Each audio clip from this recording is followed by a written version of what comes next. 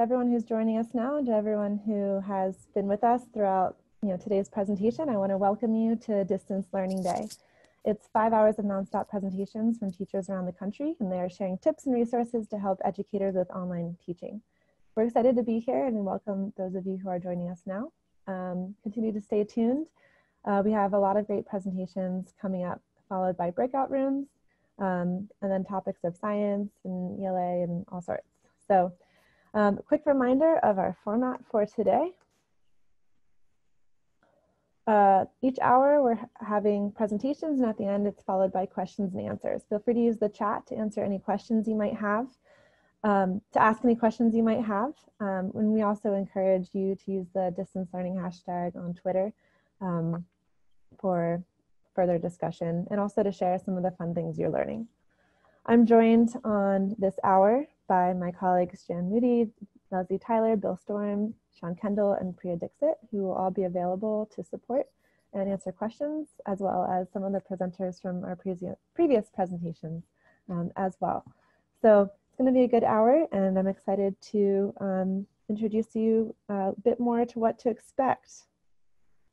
So this hour, it's 11 a.m. on Pacific time, 2 p.m. on Eastern time right now. During this hour, we're focusing on presentations that have this common thread of being connected with the classroom.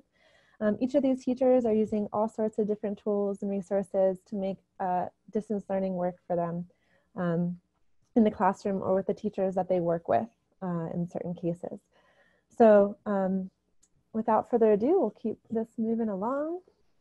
And I would love to introduce our first presenter. So our first presenter is Nerissa Gerodias, and she's a high school math teacher in San Jose, California. She's also one of Edulastic's most active teachers and has really awesome insights to share. And also she's really active on Twitter too. So it's always fun to connect and chat with her there. So good morning, everyone. So I'm here to talk about my journey. I am done with distance learning. We finished school last week. So I'm here to just discuss my, my journey doing online learning. I know that everyone was thrown a curveball with this. There was no manual, there's no warning.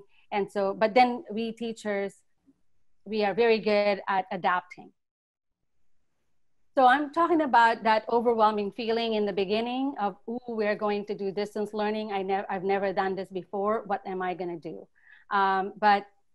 Again, we just teachers quickly trained ourselves. We navigated through uncharted waters, and we survived. And now I'm ready for the next challenge because I'm already done with my distance learning. So I want to share with you the stages of my online teaching journey. I started with panic. There was just panic when I learned that we are going to do distance learning. I don't know what to do. And then I have to make decisions, hard decisions after that. And then I was just sailing through. And when I'm done, I just realized, oh, I survived. And right now that I'm done, I am making some reflections. So during panic mode, my questions were, how are my students feeling? They're probably scared. I want to know, and I have not contacted them at that moment. How do they feel about online learning? Are they interested in engaging? And do all of them have a device? How do I address inequities? And then I also have to answer the question, how do I deliver my instructions? Will I do it synchronously or asynchronously? And so, after this, I have to make hard decisions. To know how my students are feeling, I thought I'm going to send weekly check-ins. It's a Google form that I will post on Google Classroom. We do Google Classroom, so that's a good way for me to communicate with them.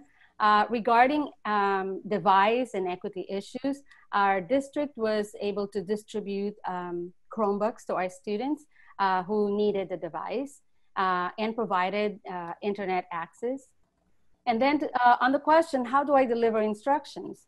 Our school provided Zoom accounts. So we were supposed to do one Zoom session per week per class. So that's my synchronous time with the students.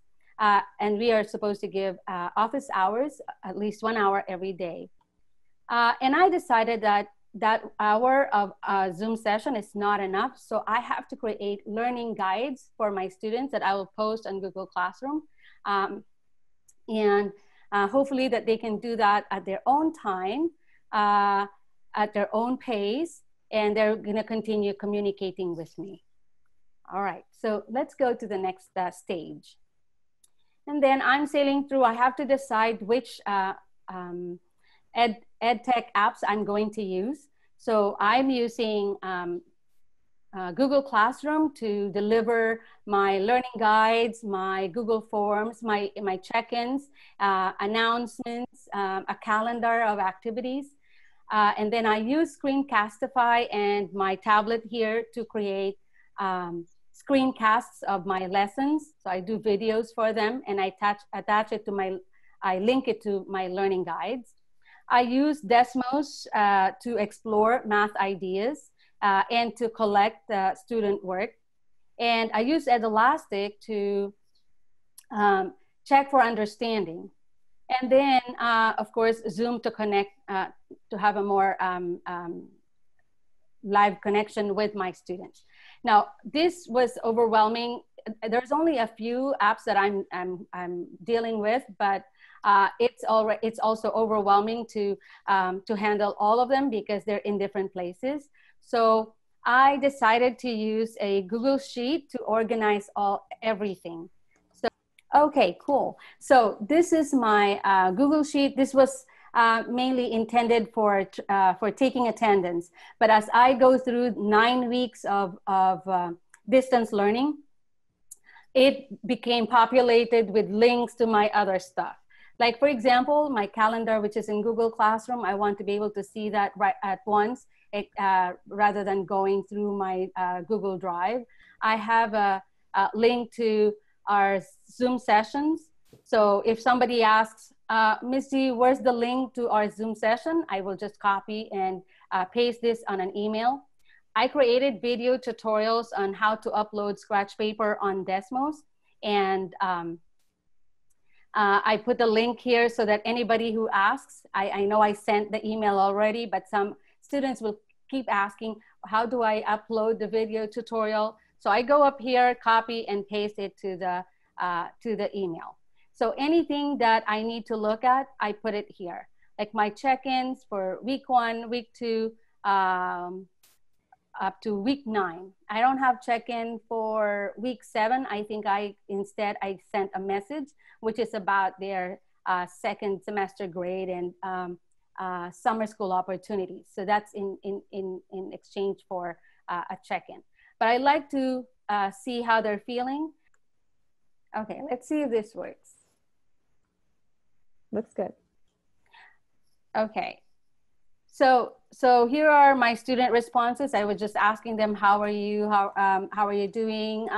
Let us know how your teachers can support you. And I am asking them what they think about online learning. And they give me ideas, they give me input here. And so it helps me just make a decision for the following week. So every week I will have questions like this to give me feedback as to how I'm doing as a teacher and how my students are feeling. And then if we could go back to the attendance again. If we can click on the calendar maybe to look at what is on the calendar, which is also on Google. Oh, let's do Math 2 calendar. And I'm gonna go there and give you permission. And so here is my calendar that is posted on Google Classroom. All of our tasks are here. This is before school was closed. And then if you could, Ileana, move up, like go down, I mean, scroll down to, okay, keep going until we go to distance learning. Okay, there it is. School was closed and there's distance learning week 1. And there's my learning guide. There's my links to Zoom sessions. There's some announcements. And then it goes on all the way to week 9. If you can, maybe I will just not go through the learning guides. It has, all the learning guides look the same, and they just click on the links and they do the work. That's where they will see my videos and they will do the work at their own time. And it's there that they see for, maybe let's open one. Ileana, Which one? If it's possible. Let's do week 2. Let's do week 2. Okay, let's see if I could go there fast enough. Week number 2, yes, please. Week number 2, learning guide. I'm going to just give permission to Ileana. Oh, weird. The link isn't automatically working. Okay, hold on. Right here, it's coming. Uh-oh. It's coming. It's there it is. Still... Oh, is it? Okay, not yet. Okay, there it is. Teamwork. Teamwork, yes. Oh, there it is. So that's how my distance, my learning guide looked like. So we start with a meet and greet. We have some norms. We review a little bit, and then we have some new lessons. These are, when they click on this, there's a guide for them, and there's video tutorials. And if you can scroll up a little bit at the bottom where I say formative assessment, that's where they go to Edulastic, and I kind of like take a picture of that so that they know what to look for. And so they go there after every week. So I know every week what they have learned. And so that's what I do. And maybe I'll go back to the presentation.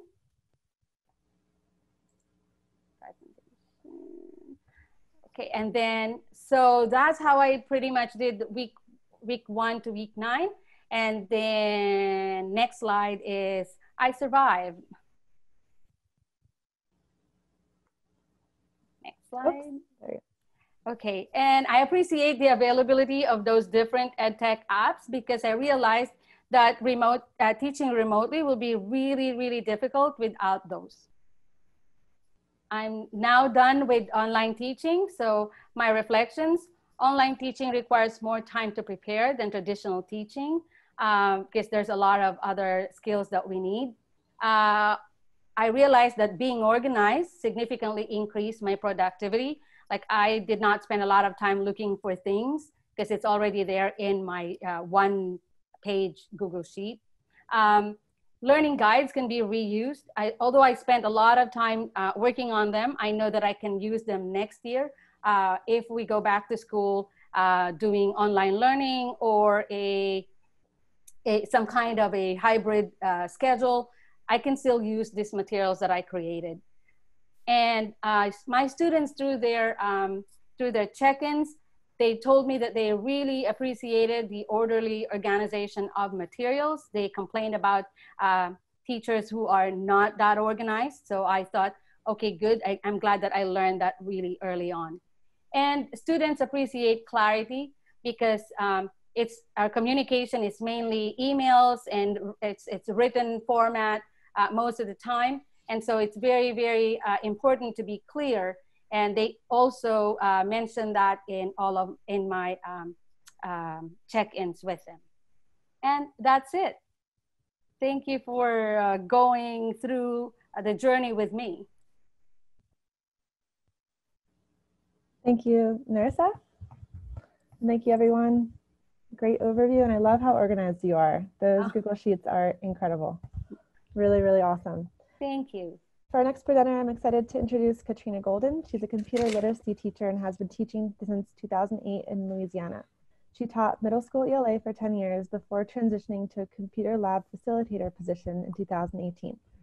So Katrina, welcome, and thank you for presenting today. Good morning, well, good afternoon and good morning to some of you. Today we're going to talk about how we transition to distance learning rather quickly. I'll give you some background on myself, my school, the Geo Foundation in my school, and then we'll talk about our transition and us. I did a completed a SWOT analysis, and I examined our strengths, our weaknesses, our opportunities, and the threats that we would face with distance learning. My name is Katrina Golden. As I said, I am a graduate of Southern University in Baton Rouge, Louisiana, in mass communications, and my master's is in public administration. I became a teacher because I worked in educational nonprofits, and I felt that I would better affect change by being in the classroom. So I did an alternative certification program here in Louisiana, in Baton Rouge, called Louisiana Resource Center for Educators, and I obtained my teacher certification through them. My school, Geo Prep Mid-City of Greater Baton Rouge, is a part of the Charter Network GEO Foundation. Our motto at our school is to catch up, keep up, and move up.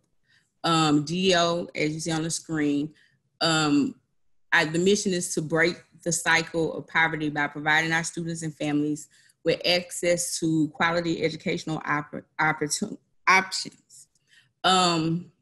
We currently have 4 locations in Baton Rouge. We have our K-2 location and on Platte, our Sherwood location, which is 3 to 8, and our high school, New Generation, which is 9th and 10th, and my school, Great Mid-City, which is grades kindergarten through 8. So the way that we did this, on March 13th, our governor announced that schools will be closing beginning on March 16th. And initially, it was supposed to only be until April 15th, but due to Corona, basically he ended our school year. So once he made that announcement, what we began doing, majority of the students at Mid-City and at Sherwood, at Mid-City grades 4 through 8, they were already using Google Classroom. However, our lower grade students, kindergarten through 2nd at Platte and kindergarten through 3rd, were not. The 3rd graders used it sparingly, but not well enough to, go home with it. So we set up those classrooms, and we gave the teachers and the teachers' assistants the login and passwords for those students, and they began contacting parents to get updated contact information, email addresses, tell parents how to log into the computers, Chromebooks, into their Google accounts.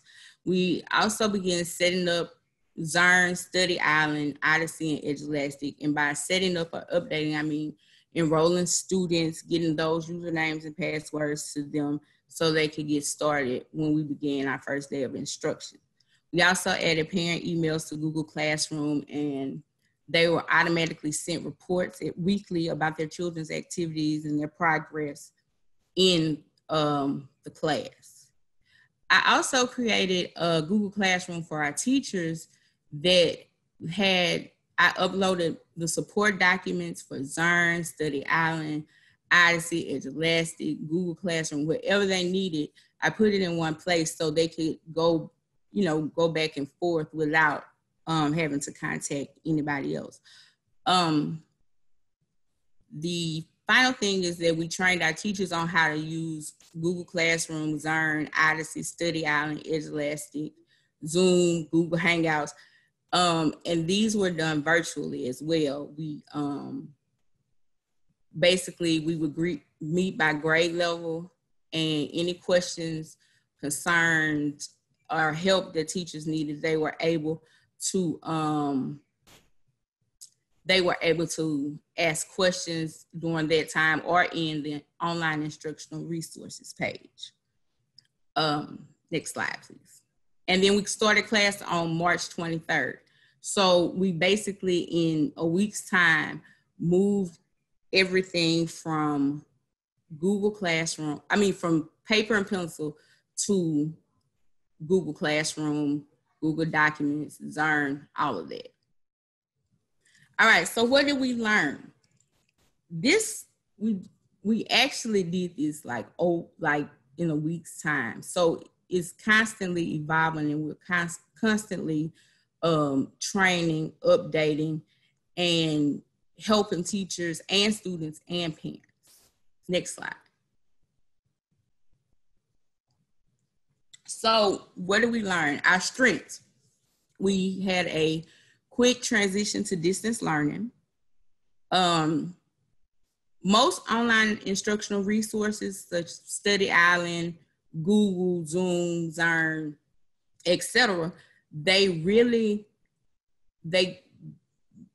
gave free access to schools and to teachers. So the fact that we had that access and that it was free was a strength for us because we were able to use different resources.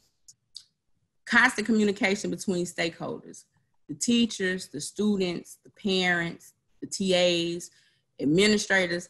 We were constantly in contact with our parents via text message, emails, call outs, class dojo, remind, group me. Like, it was a constant stream of communication. Also, a strength of ours was the willingness of parents, teachers, and students to be flexible and understanding. Everybody was new to distance learning. So, and even though we had a quick turnaround time, it's really kind of hard to train to show your parents and your students how to use a resource that they've never used before virtually. However, the teachers, everyone was understanding because we knew we were all in this together. The majority of our students in all grades were able to check out Chromebooks, to log on to Google Classroom. But those who did not want to use the Chromebooks or didn't have access, the teachers created printed packets that they were able to come and pick up from the school and to return to the school. GEO Foundation also purchased 3,000 Chromebooks to make our schools one-to-one, meaning every student in our buildings will have a Chromebook. We'll all be one-to-one. Next slide, please.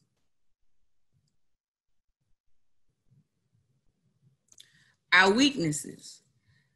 On-the-go training for teachers, students, and parents. We didn't really have a plan in place for this. So the easiest thing to do was to say, okay, we're gonna have these different times for Zoom calls so we would be able to show parents, teachers, students how to use the resources. The newness of distance learning. It's not technically new, but it's new to having a whole school that was once brick and mortar transition to distance learning. So that was a weakness because we were trying to figure out how, and we're also a TAP school. So we were trying to figure out how to make sure we're meeting the requirements of TAP, meeting our state requirements, and meeting the standards for our state.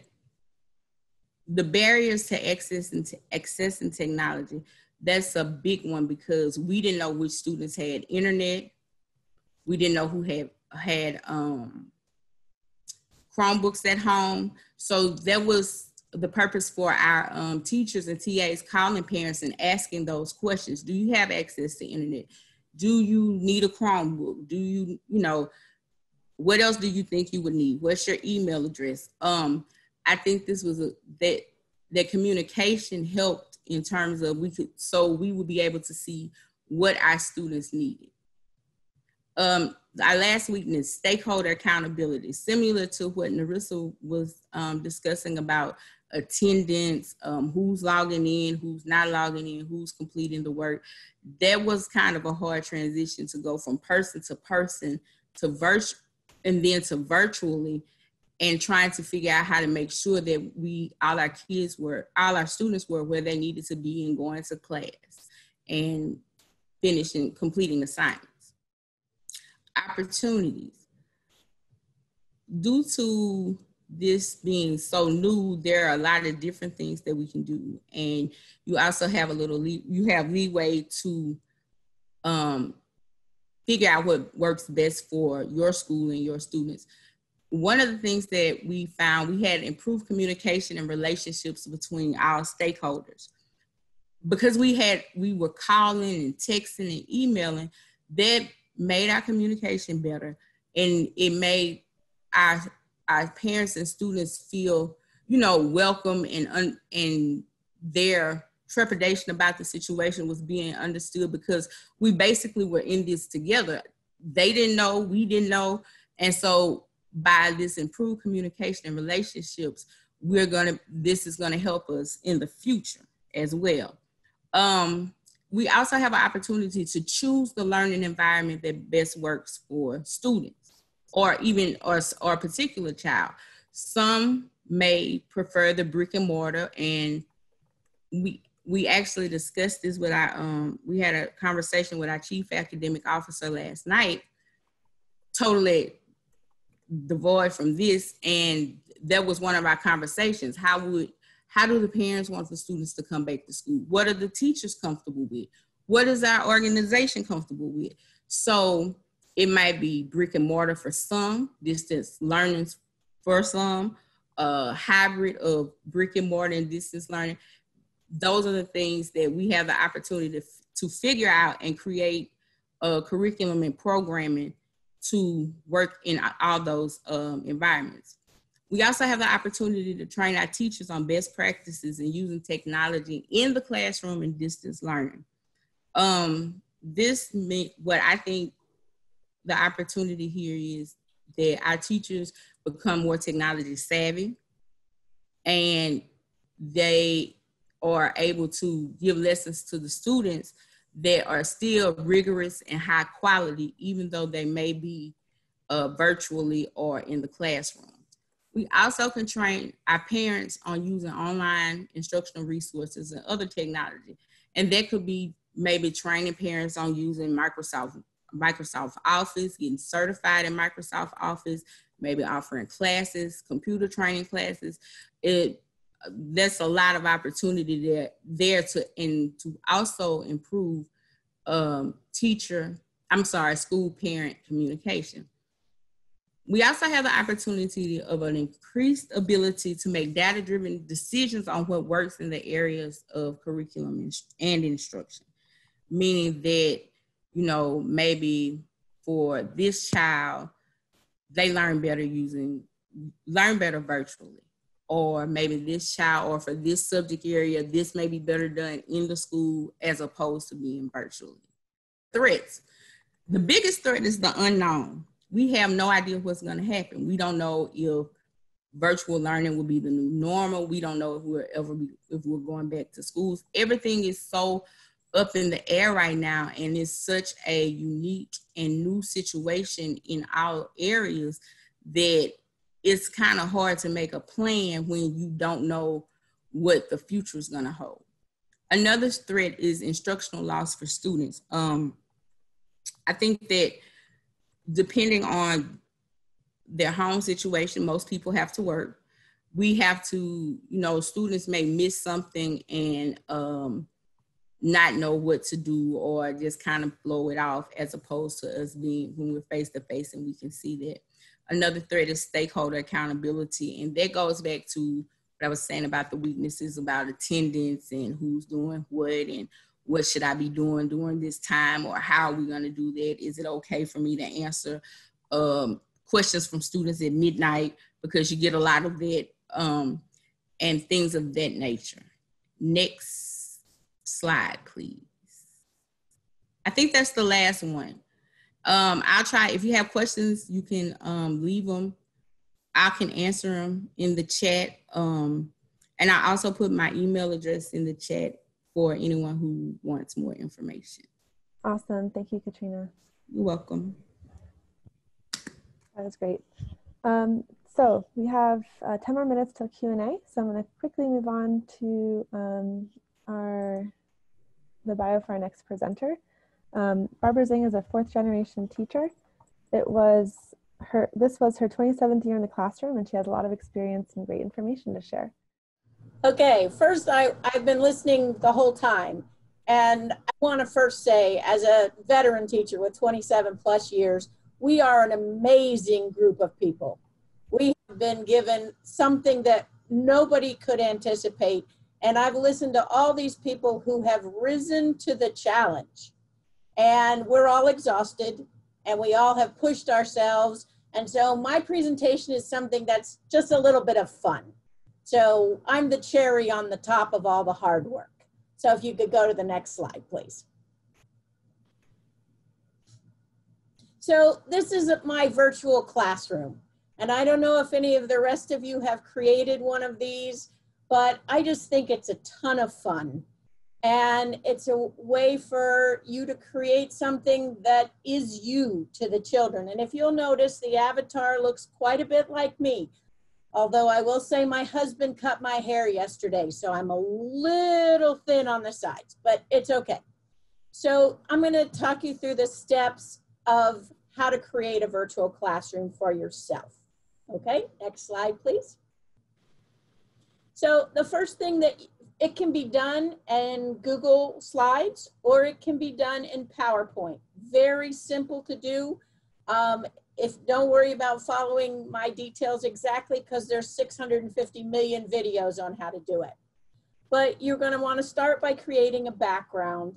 And so if you're in Google Slides, you're going to insert an image, you're going to search the web, and you're going to want to look for walls and floor. And I just picked this walls and floor because I thought it was, you know, fairly classroom-like. And if you go to the next slide, please. Okay, and then you're going to create your Bitmoji. Now, I'm in my 60s, and I had never created a Bitmoji, but what a lot of fun. Those people who are young are used to this stuff, and I know Facebook just released its avatar. Facebook's got nothing on Bitmoji. Back in the day, some of us played with paper dolls. It's like creating your own paper doll that looks just like you. So if you go to the next slide, please. You go to a website, an app called Bitmoji, and you create your personal avatar. And you can pick the clothes, you can pick the glasses, you can pick the hair, you can pick the eye color, and spend some time making it look like you.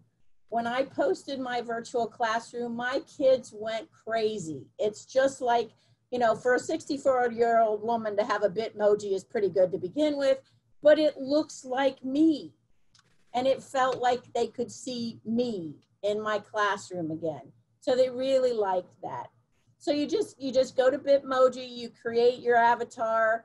It becomes an extension on Google Chrome that you can click, and your avatar can be sitting, standing, jumping, smiling, doing whatever.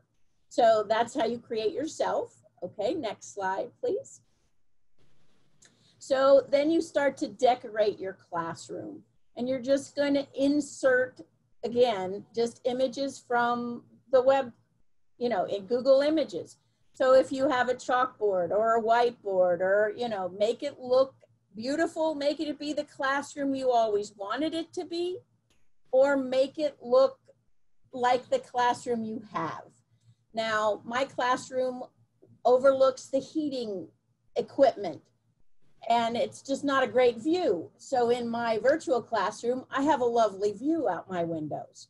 The windows are basically in the same place. The whiteboard is basically in the same place, but when you look out, you do not see the heating element. All right, but you can, I mean, I worked through this whole crisis. I worked with probably the least comfortable tech teacher in my building, and his virtual classroom beats mine. I mean, he put pencils on the desks and laptops and paintings on the wall. He just went crazy with this, because it was something that was not so stressful. A lot of what we've been doing is very stressful and very intense.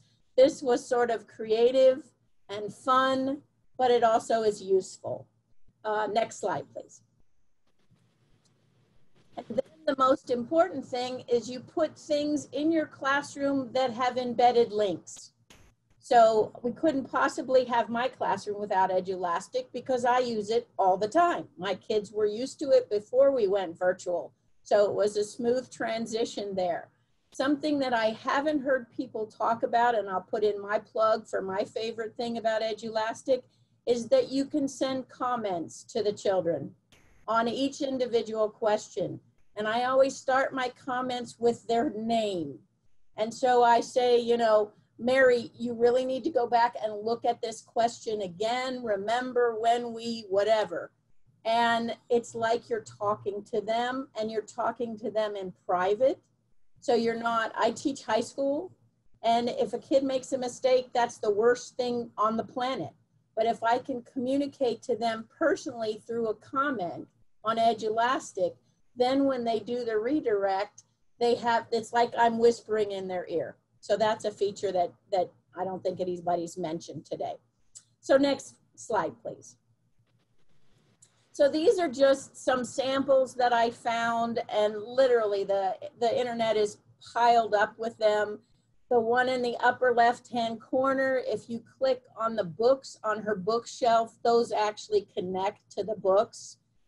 Somebody was talking about having reading to the students. This is the way that you could make that work. I love the one in the bottom left where it's the pictures of the first grade teachers, and it says, "We miss you." As hard as this has been for the students, teachers love their kiddos. And you took the kiddos out of our world. And in my county, the county made the decision of saying it's optional. You don't have to do any work if you don't want to. Well, at a high school level, that pretty much cut my participation down from 100 and something to 7. And I miss my kids. So this was a way to communicate with my kids. All right, next one, please. And this is back to mine, and you'll notice look at the beautiful view. That does not look like West Virginia where I am, but it's still a nice view. And everything on the wall is a link to Edulastic, a link to Khan Academy, a link down here to KenKen. A lot of math teachers today, if your kids aren't doing KenKen, which is what I call Sudoku on steroids, you need to check it out. I teach AP Computer Science. This was my first year of teaching that this year. And you can teach an old dog new tricks. So I have the 3 links to the places that those guys go. So do something creative, do something that nourishes you as a person. Take this summer and do things that make you feel as amazing as we all are as educators, because we truly are an amazing group of people. And I'm under time. That was great. Thank you, Barbara. And thank you for those words of encouragement and reminders of that in-person connection. Someone said in the chat that it made them smile. All right, Jan, I'm going to hand it over to you for question time. I have to run. All right, sounds great.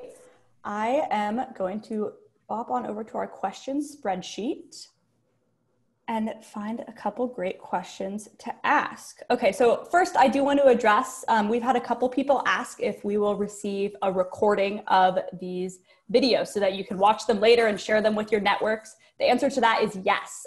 It'll probably take us a few days to edit all of these great clips, but we will be sending them all out along with a link of all of the resources.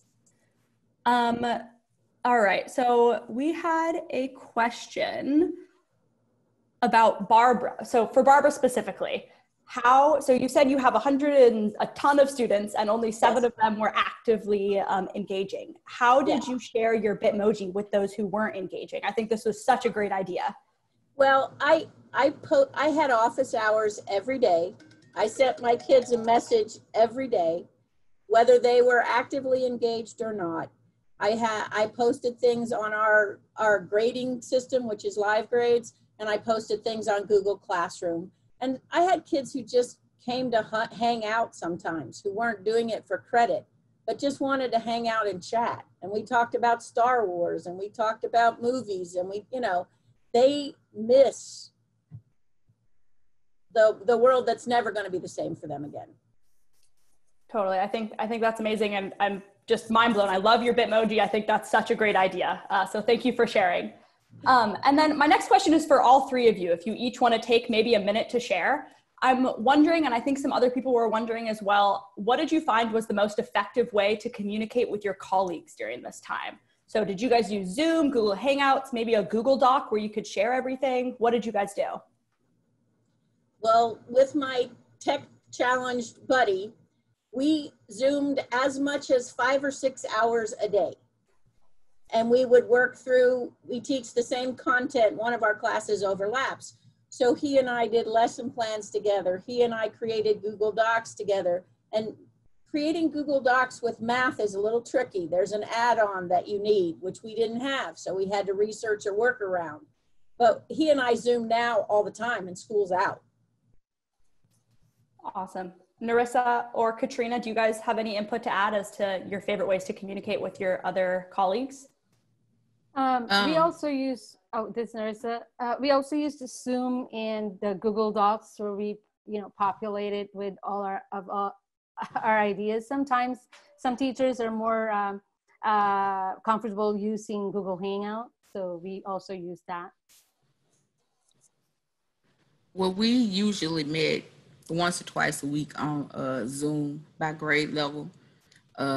Most of us text and talk, follow each other on social media anyway, so it wasn't a really hard transition for us as far as the communication is concerned, because typically during normal school, we had, because we're a TAP school, we had cluster meetings for an hour and a half once a week. We had data meetings, planning meetings. So we basically just moved all of those things with the exception of our clusters virtual. Awesome. And then another question that came in through the chat, and I think this is for all three of you as well. What kind of devices were your students using, and did they have them prior to school closings? For us, for my school, my district, our students use Chromebooks. They did not have them before school closed. At school grades 4 to 8, at my school at grades 4 to 8, they were one-to-one in the classroom. So we had a good bit of Chromebooks, and students were able to check them out. And we also have sisters and brothers throughout the school that can range from kindergarten to 8th grade. So we were able, in some cases, we were able to reach more than one student with the Chromebooks. So they basically came to the school and checked them out. Great, thanks for clarifying. Nerissa and Barbara, did you guys have similar experiences? My county my county had a lot of trouble figuring out what it was doing and changed pathways probably 5 or 6 times, which was very difficult for teachers. We were out for 2 weeks or 3 weeks before spring break. They did a survey, who needed what. They didn't get the answers back from the survey until we were 2 weeks back from spring break. Then they did drop ship 1,000 Chromebooks to students. But by that point, we were 2 weeks from the end of school. So, and they'd already told them they could opt out if they wanted to. So we've been in a learning curve. We're addressing it as a learning curve. And the presenter before me, we learned a lot. And we found we had a lot of weaknesses we need to work on. In our case, I think they acted early, our district acted early in deciding that we're going to distribute Chromebooks to our students. But I think the problem is communication. Like students did not read their emails, or we were not, when we called, no one was, picking up the calls. And so it was not disseminated to everybody, because at the end of I think I was at week number 7, and I called a student and he said, oh, I'm sharing computer with my brother. And so that's why I cannot go to your Zoom session, because he's also using it. So I realized that this is already 7 weeks in and he has not heard from anybody about the school loaning Google Chromebook. When the district sent an email, the administration from my school sent an email, and I also sent a communication about that. So I think that's a challenge. Definitely a learning curve for everyone. Thank you all for sharing. I think my last question that for this hour, and then we will move on to our next little session, is for all three of you again, what was your most successful distance learning lesson and what made it successful? I ended up the year with a lesson that I call Time to Talk. And I had the kids create a business, and they had X amount of dollars for payroll. They had to hire their employees. They had to create a logo. And then I said, what would happen if they had to research what the minimum wage was in West Virginia, do the payroll for their employees, and then they had to raise the payroll to $15 an hour. And they had to decide who was going to get fired or who was going to get their hours cut and how they were going to make those decisions. And my students really respond to that real life stuff. And that's how we ended the year, with lots really cool discussion. Yeah. In my case, in math, it's very important for us to have manipulatives.